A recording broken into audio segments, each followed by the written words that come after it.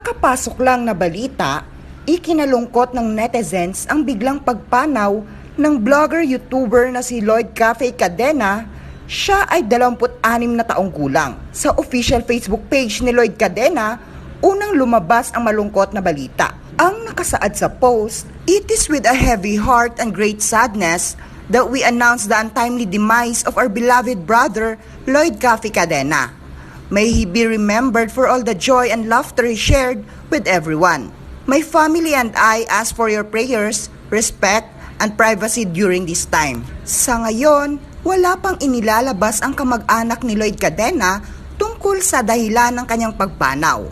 Ngunit, usap-usapan sa social media na cardiac arrest ang naging sanhi ng kanyang biglaang pagkamatay.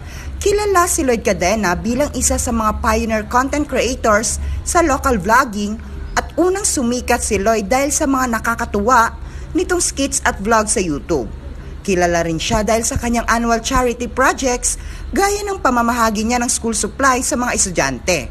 Maraming hindi makapaniwala sa balitang ito, pero marami sa mga kaibigan ni Lloyd Cafe Cadena ang nagkumpirma sa kanilang social media account.